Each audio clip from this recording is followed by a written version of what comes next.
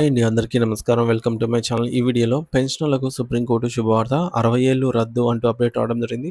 So, దీనికి సంబంధించిన పూర్తి వివరాలు ఈ వీడియోలో తెలుసుకుందాము. వీడియో అయితే ఎక్కడే గాని స్కిప్ చేయకుండా ఎండ్ వరకు చూసేయండి. అప్పుడు ఇన్ఫర్మేషన్ పూర్తిగా అర్థమవుతుంది. అలాగే ఈ వీడియో చూస్తున్న ప్రతి ఒక్కరు వీడియోకి అయితే లైక్ చేయండి ఫ్రెండ్స్. ఈ వీడియోని తోటి ఉద్యోగ, పెన్షనర్ మిత్రులతో అయితే షేర్ చేయండి. కొత్తగా మన ఛానల్ చూస్తున్న వారు ఇంకా ఎవరైనా సబ్స్క్రైబ్ చేసుకోకపోతే వెంటనే మన ఛానల్ అయితే సబ్స్క్రైబ్ చేసుకోండి. సబ్స్క్రైబ్ చేసుకోవడం ద్వారా నేను చేసే ప్రతి ఒక్క వీడియో మీ వరకు రీచ్ అవుతుంది. ఇక ఆలస్యం చేయకుండా వివరాల్లోకైతే వెళ్ళిపోదాము. ఫ్రెండ్స్, ఇక విషయానికొచ్చినట్లయితే భారతదేశంలోని కోట్లాది మంది పెన్షనర్లకు అత్యున్నత న్యాయస్థానం అయినటువంటి సుప్రీంకోర్టు ఒక చారిత్రాత్మకమైన మరియు అత్యంత కీలకమైన తీర్పునైతే వెలువరించింది. ఇది ప్రతి విశ్రాంత ఉద్యోగి జీవితంలో ఒక పెద్ద ఊరటగా అయితే నిలవనుంది.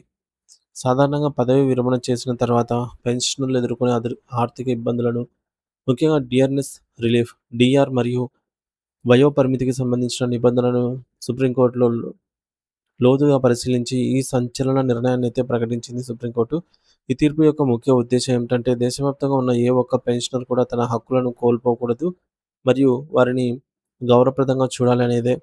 పెన్షన్ అనేది ప్రభుత్వం లేదా ఏదైనా సంస్థ దాక్షిణ్యాలతో ఇచ్చేటటువంటి సహాయం లేదా భిక్ష కాదని, అది ఒక ఉద్యోగి తన జీవితకాలమంతా అందించిన అంకితభావంతో కూడినటువంటి సేవలకు గాను పొందినటువంటి చట్టబద్ధమైన హక్కని సుప్రీంకోర్టు గట్టిగా నొక్కి చెప్పింది. అంటే ఒక వ్యక్తి తన యవ్వనాన్ని, కాలాన్ని సంస్థ కోసం ధారపోసినందుకు గాను ఫలితంగా పొందే వాయిదా వేయబడినటువంటి వేతనమే ఈ పెన్షన్ అని న్యాయస్థానం స్పష్టం చేసింది. చాలా సందర్భాలలో ప్రభుత్వాలు లేదా కొన్ని ప్రభుత్వ రంగ సంస్థలు నిధుల కొరత సాకుతో పెన్షనర్లకు రావాల్సినటువంటి బకాయిలను నెలల తరబడి, కొన్నిసార్లు ఏళ్ల తరబడి నిలిపివేస్తూ ఉంటాయి. దీనిపై కోర్టు తీవ్రంగా స్పందిస్తూ పెన్షనర్లకు రావాల్సిన ప్రతి రూపాయిని కూడా సకాలంలో చెల్లించాల్సిన బాధ్యత రాజ్యాంగబద్ధంగా ప్రభుత్వంపై ఉందని హెచ్చరించింది. వృద్ధాప్యంలో ఉన్న వారికి పెన్షన్ అనేది వారి జీవనాధారమని, దానిని ఆపడం అంటే వారి జీవించే హక్కును కాలరాయటమేనని కోర్టు అభిప్రాయపడింది. సంధ్య.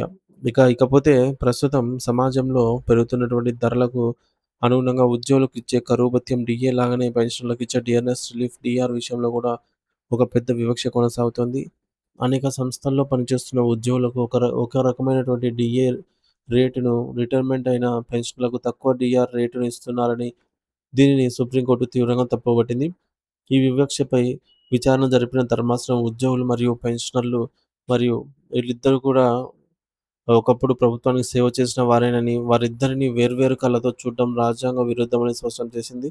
మార్కెట్‌లో ధరలు పెరుగుతున్నప్పుడు అది ఉద్యోగికి మరియు పెన్షనర్‌కు సమానంగానే వర్తిస్తుంది కాబట్టి వారిద్దరికీ ఇచ్చే కరువు భత్యం డీఏ మరియు డీఆర్‌ల శాతం కూడా ఖచ్చితంగా సమానంగానే ఉండాలని కోర్టు సంచలన తీర్పయితే ఇచ్చింది. పెన్షనర్లకు తక్కువ డీఆర్ ఇచ్చి సర్వీస్‌లో ఉన్న వారికైతే ఎక్కువ డీఏ ఇవ్వటం అనేది మానవత్వ హక్కును ఉల్లంఘించడమేనని న్యాయమూర్తులు పేర్కొన్నారు. దీనివల్ల ఇకపై పెన్షనర్లు కూడా ప్రస్తుత ఉద్యోగులతో సమానంగా ఆర్థిక ప్రయోజనాలను పొందే అవకాశం అయితే లభిస్తుంది.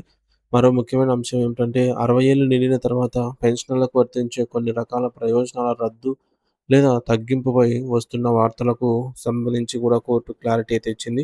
60 ఏళ్లు దాటిన వారికి కొన్ని ప్రత్యేక వెసులుబాట్లను రద్దు చేయడం లేదా వారి పెన్షన్ విషయంలో ఆంక్షలు విధించడం వంటి చర్యలు చెల్లవని ఈ తీర్పు ద్వారా అర్థమవుతోంది. వృద్ధాప్యంలో ఉన్న పెన్షనర్లకు మరింత అండగా నిలవాల్సిన అవసరం ఉందని, వారిని ఆర్థికంగా కృంగదీసే ఎటువంటి నిర్ణయాలైనా సరే చట్టవిరుద్ధమేనని కోర్టు పేర్కొంది.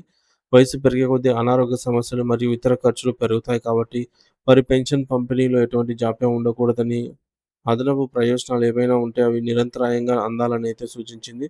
ఈ తీర్పు దేశవ్యాప్తంగా ఉన్న లక్షలాది మంది రైల్వే, బ్యాంకింగ్, కేంద్ర మరియు రాష్ట్ర ప్రభుత్వ పెన్షనర్లకు ఒక గొప్ప వరంగా అయితే మారనుంది.